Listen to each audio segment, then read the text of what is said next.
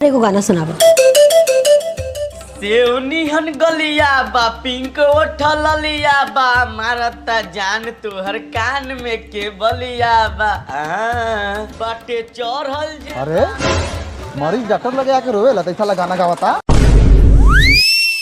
बनाई कहानी कौना खुशी में गाना गावत रे सरवा मैडम में तो कॉली ना गाना सुनावेला अति होता मरीज के दवा सुई करे के चाहिए तो गाना सुनता रू।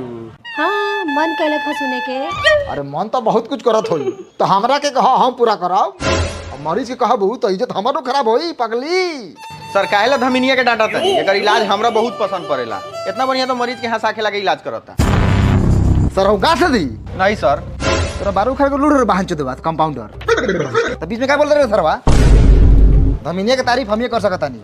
धमिनिया तो हर भाभी लागी भौजाई भौजाई यानी मां समान कथी लागी सामान राबू से देखा रहा हंसा तारू मने हम भाभी माँ को नहीं तो समझ में ना लगूगा समान समझ में आ गया जी तो साला क्लिनिक पर लिख। हेलो फ्रेंड कैसन बने जा उम्मीद करते नहीं अच्छा हुकम जा स्वस्थ हुकम जा मस्त हुकम जा अपने अपने काम में व्यस्त हुकम जा तो जुड़ गए बने फिर से एक नए वीडियो लेके आप लोग के सामने। सब वीडियो बहुत कॉमेडियन और मस्त बा तो हमार आशा उम्मीद आप लोग से ये बात शुरू से अंत तक वीडियो देखम जा और लाइक कमेंट करके जरूर बताएं जा वीडियो कैसा लगल कैसा ना। और बिना ज़्यादा फलाने देखा के बने स्टार्ट कर जा आज की वीडियो। सर हाँ आप तो अकेले पूरा डॉक्टर सब का गाड़ पर ले हैं मरीज के लाइन लगा रहता। अरे लगेगा अच्छा सर एक बात बताइए हाँ जवन दवा सुई हम लोग करते हैं मरीज का हाँ वही दाऊ डॉक्टर सब भी करता है। हाँ, करता है तो हम ही लोग से ठीक काहे होता है। भरोसा भरोसा का नाम सुना है जी सारा मरीज के हमरा पे भरोसा है। अच्छा अगर कोनो मरीज को बवासीर भी हो जाएगा ना हम बोलेंगे कि एक बार हमसे गान लिवा लो बवासीर ठीक हो जाएगा तो हमसे वो रोज गान मनवाएगा। तो सर इससे तो उसका और जोर कर देगा। यही बात तुम ना समझता है वो नहीं समझता उसको हम पे भरोसा है यार। चार नंबर तो ये भरोसा अरे सर हाँ बोला ना धमिनिया जो नहीं अपना नॉर हम माल हो गई है वो मार मारेगा महा जो मुंह फाड़ दम साले के बारे में गलत सोचला था। कहाँ सर तू जानता है साले उसके पीछे हम कितना रुपए खर्चा किए हैं 2 साल से उस पर हमारा निगाह है। तो सर अब तो शादीशुदा है। तो शादीशुदा तो क्या हो गया मेहरू से थोड़ी बतियाते हैं बतियाते तो 2-4 को लेकर नहीं होता हमारा। तो सर हो सकता है आपके अंदर मर्दाना ताकत का कमी हो आप नपुंसक लिंग हो। सुनो ना बहन चुदा हूँ सेटर बन के वो गान मराई मारेंगे कि बाप बाप चिल्लाएगा साल। सर सर सर सर चलिए गुस्सा हो गए क्या। गुस्सा नहीं होंगे साला हमको तुम कैसे नपुंसक बोल दिया रे साला कैसे बोल दिया। गलती हो गया रास्ता पे मारिएगा। चुप माधर चोद तो गलत साला मार खाने काम साला हम करबो तो तुमको मार 3 टाइम गान मारेंगे तो ये मन नहीं भरेगा। सर हो गया। चुप प्रणाम डॉक्टर। प्रणाम प्रणाम बात करता है चलो इनकर का हो गइल बा 12 हरामी 12 चाचा तू हे मर तनका देर बर्दाश्त कर ना यहाँ तक लोग कोरोना तोरा खोखला भइल के मारे बट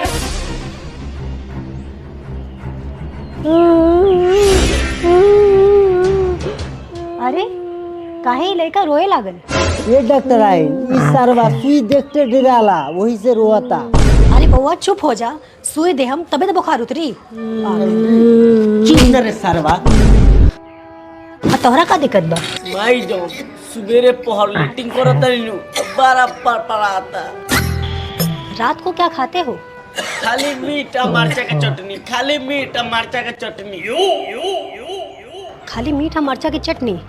एक काम करो तहरा के 10 दिन के दवाई देता नहीं और 10 दिन तक तू बाथरूम ना जाइए। ठीक बा एकरी बहिन करा के 10 दिन हम पाइप जामे रही। एगो बात बोली मैडम रोग काहेला दवाई बेचिले तोहरा तो हीरोइन रहे के चाहिए। अच्छा चला हमरा ऊपर एगो गाना सुनाबो। सेवनिहन गलिया बा पिंक ओठल लिया बा मारता जान तुहर कान में के बलिया बा बाटे चढ़ल अरे मरीज डॉक्टर लगे आके रोवे ला तैसा गाना गावता बनाई कहानी कौना खुशी में गाना गावत रे सरवा मैडम में तो कॉली ना गाना सुनावेला अति होता मरीज के दवा सुई करे के चाहिए तो गाना सुना तारू। हाँ मन कैलक है सुने के। अरे मन तो बहुत कुछ करत होई तो हमरा के कहो हम पूरा कराओ। मरीज के कहबू तो इज्जत हमारो खराब होई पगली। सर काहेला धमिनिया के डांटा तनी एकर इलाज हमरा बहुत पसंद पड़ेला। इतना बढ़िया तो मरीज के हंसा खेला के इलाज करता। नहीं सर, सर हो गा से दी नहीं सर, कंपाउंडर और कंपाउंडर कंपाउंडर तो बीच में क्या बोल रहे सरवा? धमिनिया के तारीफ हम ये कर सकत हनी। अच्छा धमिनिया तो हर भाभी लागी भौजाई भौजाई यानी मां समान कथी लागी सामान राबू से देखा रहा हंसा तारू मने हम भाभी मां को नहीं तो समझ में ना लगेगा समान समझ में इनका लगेगा। सब सबसे समझ में आवेला। ले भाग सारे जल्दी भाग। तो साला क्लिनिक पर से लिख आई सुए के कर हाइये लेकवा की सुइया देवेला दवाई भरले रहनी है लेते नहीं खे खाली रोवता। अब देखा क्या देता ना।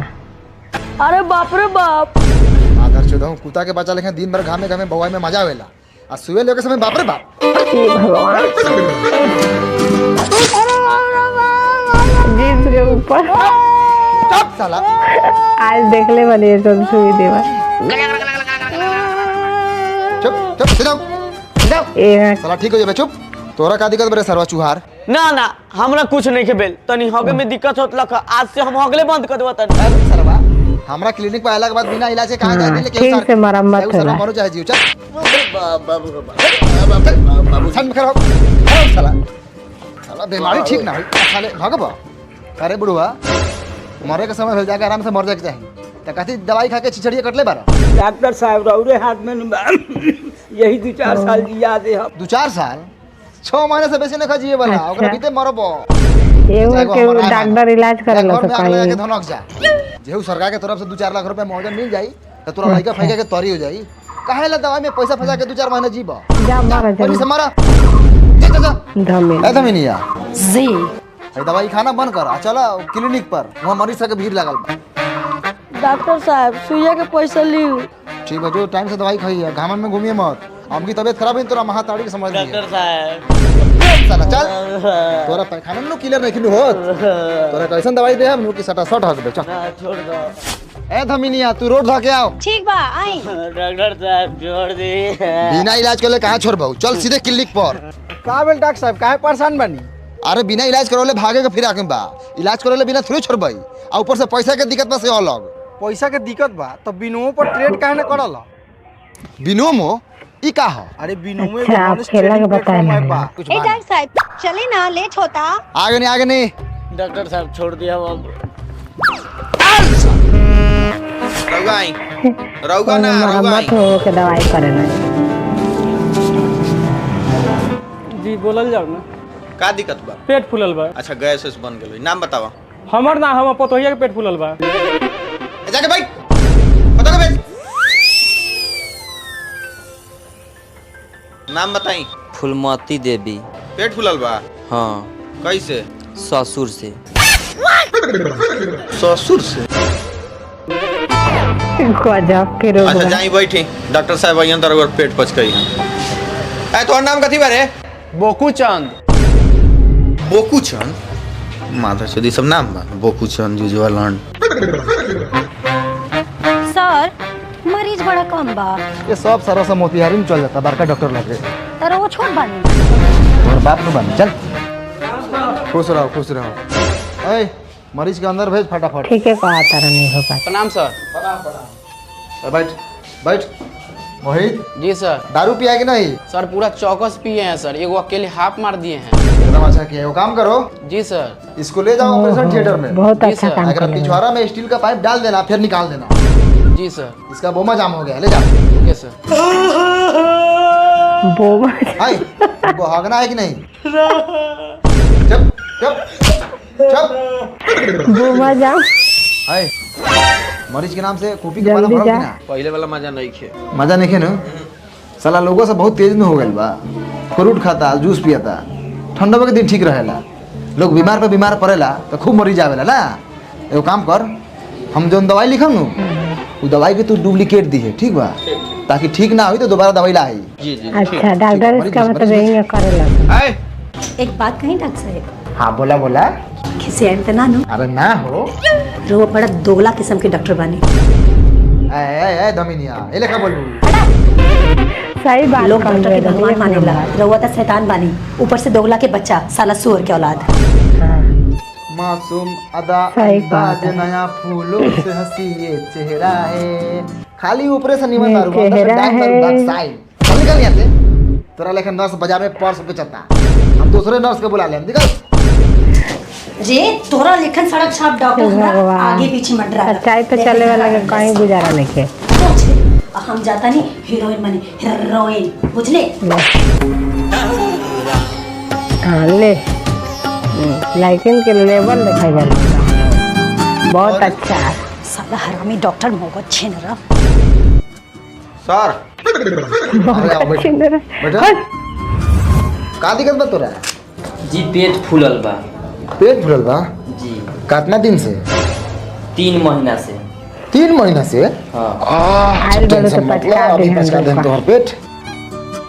हां यहाँ तो है ना तका डॉक्टर से नानू ले जाए के डॉक्टर सब चीज तोहर देख लियन तयो दिक्कत ना होई।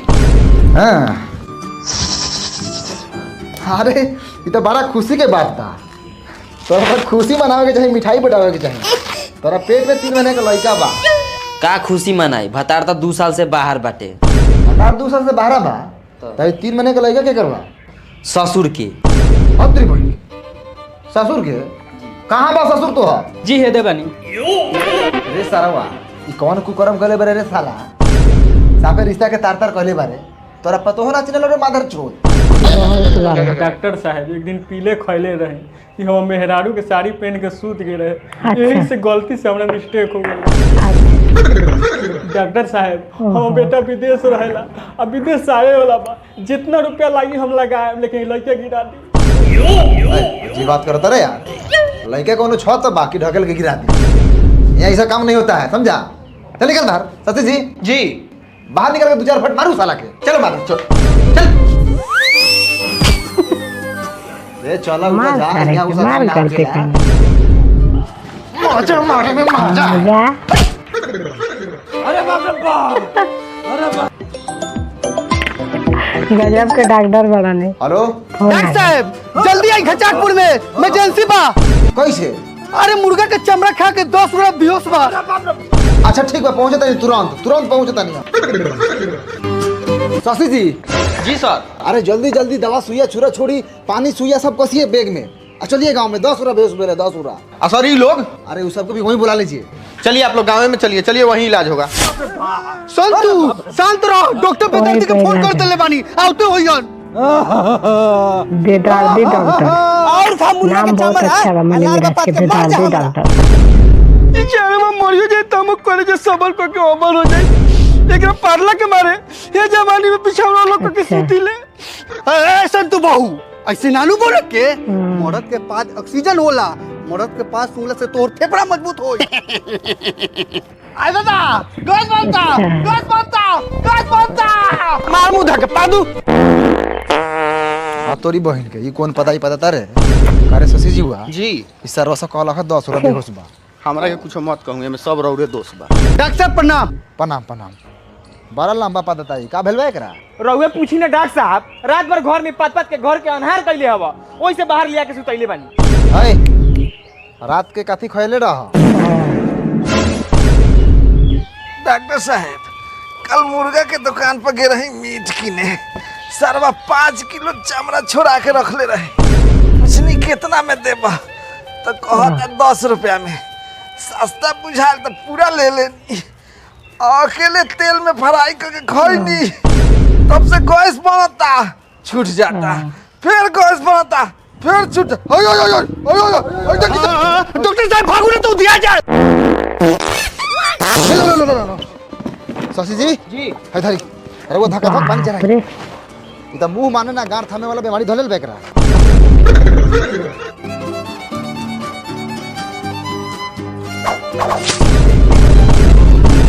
अरे पेट में सुई कौन डॉक्टर देवेला? गैस जो इनका बनता ना तो गार के द्वारा निकल ही जाता, लेकिन पेट में सुइया ये लेल देनी है कि पेटों में छेद हो जाए तो गैस बनत रही निकलत रही, बनत रही निकलत रही। कम से कम इनकरा गार के तो राहत मिली। भौजी तो पूछा ना इनकरा से, गार छिला गलो इनकर पादत पादत। डॉक्टर साहब कथी के सुइया देनी है रहुआ? शशि जी, अरे कथी के सुई भर कर रखे थे अटैचिया में? ए महाराज रउआ तो पूछबे ना कनिया मार देनी कचाक से ना। अरे प्रेगनेंसी के सुइया रख एगो महिला के देवेला रखले रहनी भर। सुन रे डॉक्टर हम बेटवा के सार अगर हम भातरा के कोनो खातरा भेलू तो तोनी दुनु के जत्रा बना दे। बगले गैस लिया लेकिन दुनु के जूजी छपट के फेंक दी। ए काय लेखा बोले तारू? हमनी का डॉक्टर बानी, जाना जूती लेबर ना, जूजी काट के फेंक देबू। अरे कुछो का सुइया हो को आखिर लागी देवे मेनू, ओसे मार थोड़े जाई तो पता कर भातरा छिनड़ी कहीं के जूजी कटिए। डॉक्टर साहब रउआ के हमनी से भगवान मानी ले, रउआ हमनी के गरियावत नहीं। अरे गरियावत थोड़ी बन, खिसना मरेला। सुना कि ना कितना छियतरी बन बतिया था भोसरी, तो दवाई खो ना तो मर जो। अरे रउआ लोगन डॉक्टर के बात के काहे बुरा मानत नहीं? उहे डॉक्टर ज्यादा गरियावेला जे ज्यादा जानकार होखेला। आधा बीमारी तो डॉक्टर के गाड़िए सुनला से ठीक हो जाले। समझ ले रे माथा डॉक्टर साहब हमनी का फिर में इलाज करती कि छोड़ के भाग नहीं है, ऐसा ब्लड प्रेशर जोर कर लेबा ये तई निमन से बेजाय हो जाई। अरे ऐसा बात नहीं खे, अभी ये तहाँ 4-5 घंटा पानी चढ़ी तबले तोनी का दोहरी पे बैठा, आओ तनी तो देखे खत्मा देम। खत्मा दे हम जी बोला था सर। शशि जी जी पानी उनी देखते रहिएगा। सुनल जाओ 12-13 के बिल बन गेल बा। आओ तनी सब देखत रहिएगा। तने मरीज ढेर आ गेल बारन से, पैसा वैसा रखले बाकी ना बहन चोदवा से।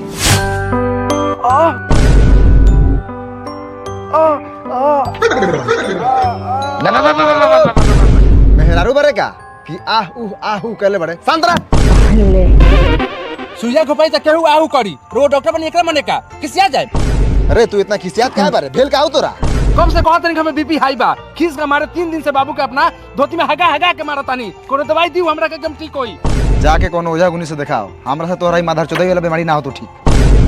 कैसे ना ठीक होई? तू हमरा जूझ के डॉक्टर बड़ा दवाई दे सरवा। अरे माधर चोद डॉक्टर पे हाथ उठावे। शशि जी ए डॉक्टर पिता समान होखेला, पिताजी के छोड़। अरे नहीं के छोड़े वाला ई सारा समझल का है। छुएगा तू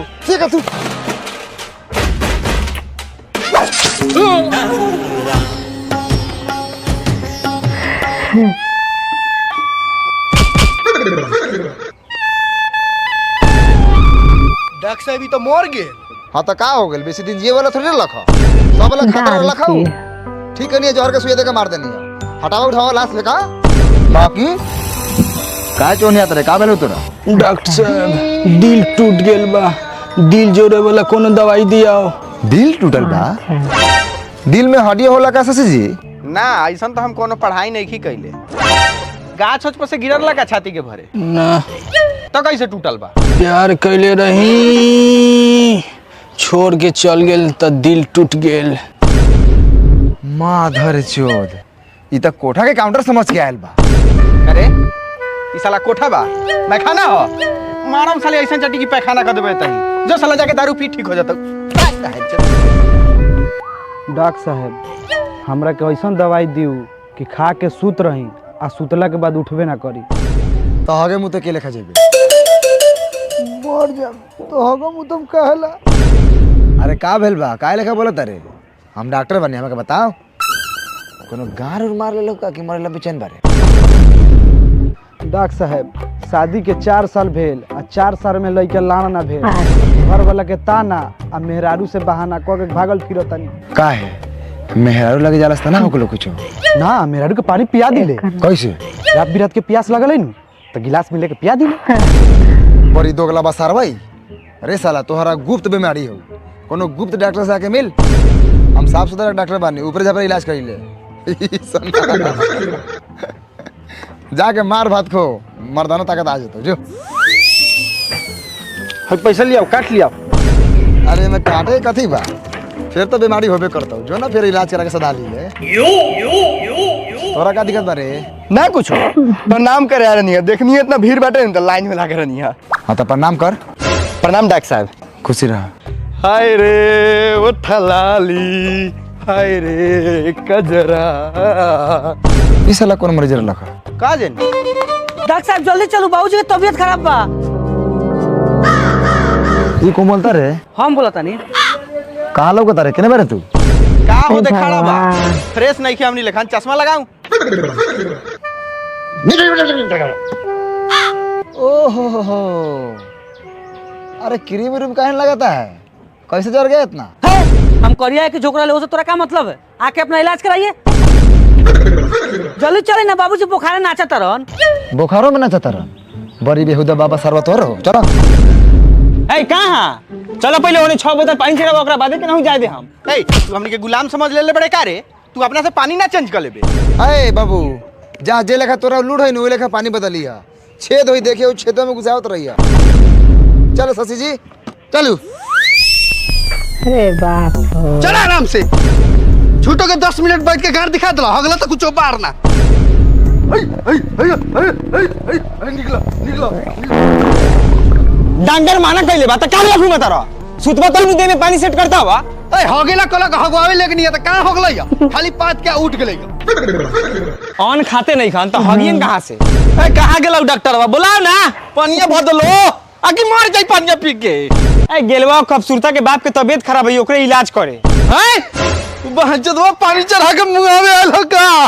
ए भैया हई पानिया निकालो। आ चला खूबसूरता के घरे, मुहे बहचदव के मुंह में लार धस पानी। चल हई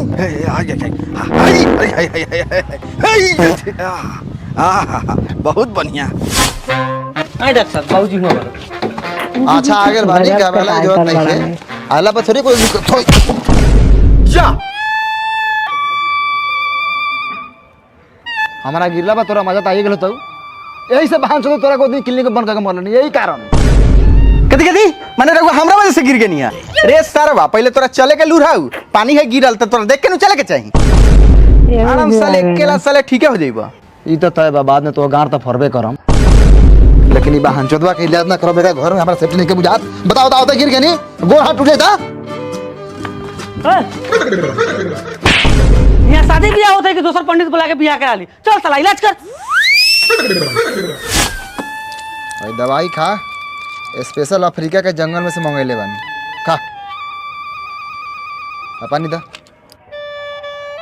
एकदम खाते टंटना जाई। कथी मन मिजाज टंटना जाई, मने फ्रेश हो जाई। और कुछ टंटनाए वाला उम्र नहीं के तोहार। साला दोगला सोच वाला।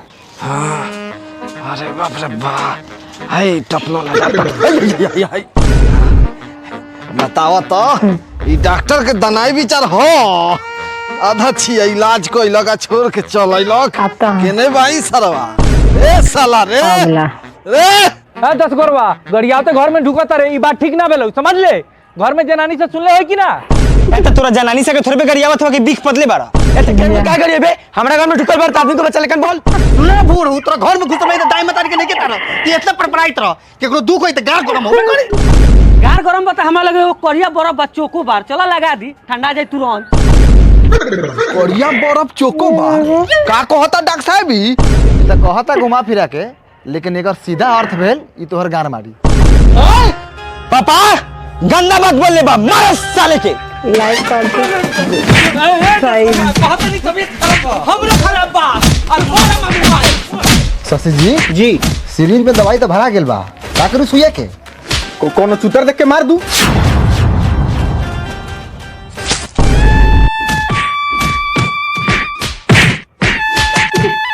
चलो जा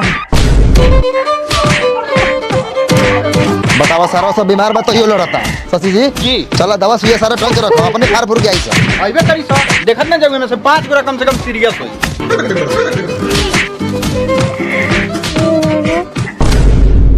तो भाई लोग वीडियो कैसा लागल? वीडियो अच्छा लागल हो तो वीडियो को लाइक करिए, दबा के शेयर करिए, चैनल के सब्सक्राइब करिए। जब बिनोमोड डाउनलोड करो, ट्रेड करो, लिंक डिस्क्रिप्शन में देवल गेल बा। हाँ जल्दी लाइक सब्सक्राइब पूरा करके के 10 मिलियन पूरा दी ताकि हमने के पास डायमंड प्ले बटन आ जाए।